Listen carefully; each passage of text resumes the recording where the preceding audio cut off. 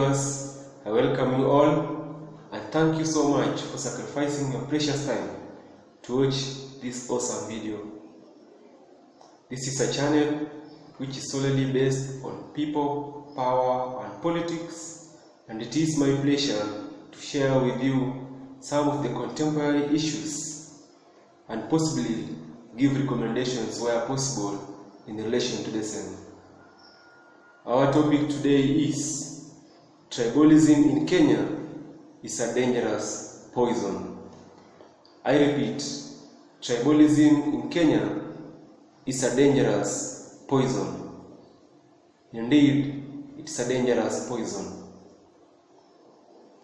Well, after Kenya attained independence in 1963, the colonial masters slowly began to depart our premises, and this simultaneously increased the energy and synergy, the hunger and thirst among Kenyans to have full control of our government and man ourselves. A series of transformations have occurred all along, with domestic politics being at the center of most, if not everything.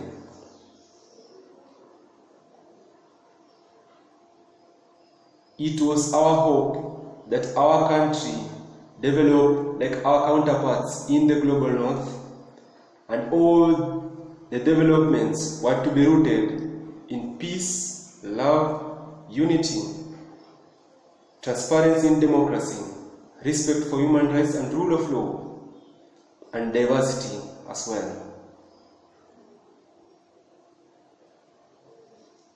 After years of suffering and torture under our colonial masters during the colonial era,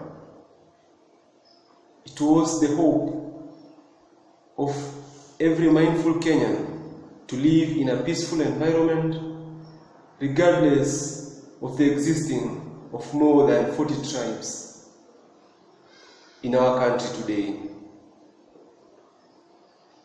It is quite unfortunate that we Kenyans have allowed ethnopolitics to tear us apart, to galvanize hatred among us, and to divide us as well.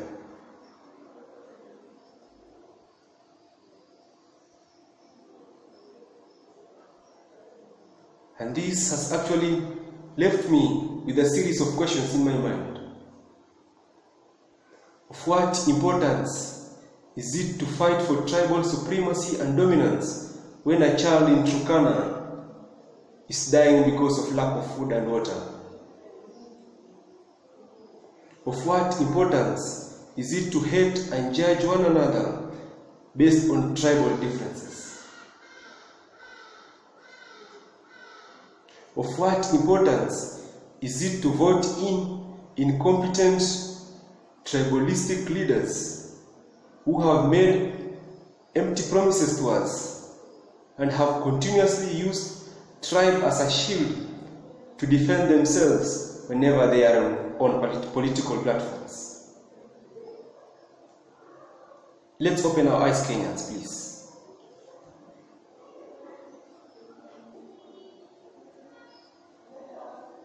We must put into consideration that tribalism has brought us more harm than good. Tribalism has increased levels of unemployment, and with this, we can see more job seekers in our country are being judged by ethnicity rather than competence, character, and their qualities. It has championed for birthright democracy over intellectual democracy, and with this we have witnessed a great tendency where we have focused so much on the electioneering period, on the electoral practices independent of civic education. It has fueled hatred ideologies and more so contributed to ethnic conflicts. And with this, I can give a case example tracing back to the 2007 post-election violence. And you can see the tendency, more and more vices that comes with tribalism. I don't think the Kenyan government has done what it takes. I don't think the Kenyan government has made significant progress to try to curb tribalism. I am not sure if the marginalized and the tribal discriminated individuals in Kenya, in both governed and ungoverned spaces, are comfortable with the status quo. And this, it has also affected the integrity of our judicial systems, where we have witnessed judgments being made which are improper and manipulative from our top judges in courts. Thus has made a mockery of Article 159 and 160 of the Kenyan Constitution. It has been a situation of swift against the weak and sluggish against the strong. And if unfettered investigation is done into the same, you realize most cases have roots with tribalism jointly with corruption.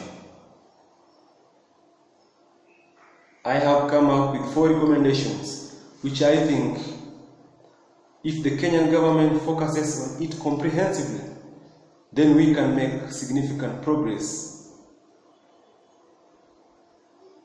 towards delinking from tribalism. I personally believe that a healthy working nation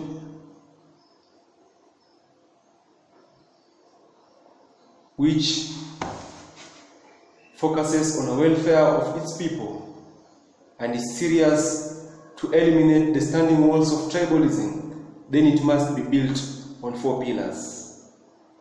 Number 1, civic education. Kenyans must know why they are voting, why should they vote, and the kind of leaders whom they should vote in. When Kenyans are enlightened, I think they will not only vote competent leaders, but they will kill this tendency of voting rogue leaders into power just because they are coming from a particular community, or just because they want to be represented. Number 2, and which is quite important, eradication of poverty. When I talk about eradication of poverty, I mean we should tackle the root causes of poverty, both political, economic, and even ideological. There is a fallacy and tendency in Kenya where we vote in even rogue and corrupt leaders so as to represent us in the power structure to share the national cake.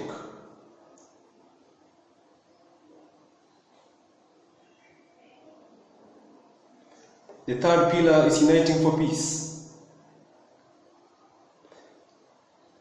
If all communities in Kenya could come together and speak with one voice, and not at any one point a situation to come up that will disintegrate them, then I believe it can help to combat tribalism to some levels. The 4th pillar, respect for diversity.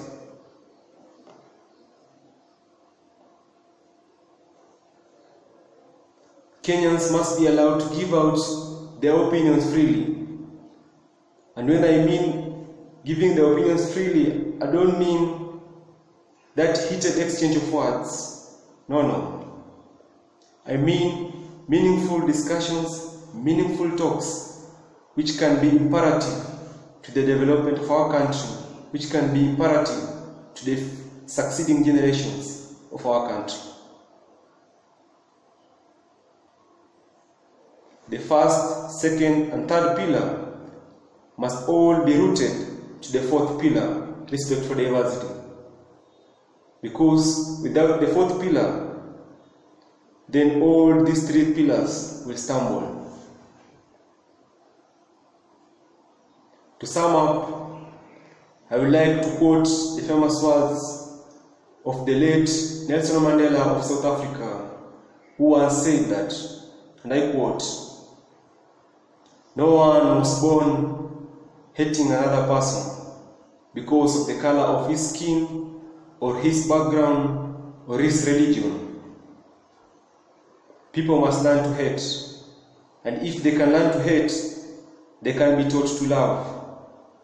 For love comes more naturally to the human heart, more than its opposite." End of quote. Dear Kenyan friends, I believe that we can equally learn to kill this monster called tribalism, provided we give in sufficient sacrifice, we give in the commitment, and most above all, the will. Thank you so much for watching. Until next time.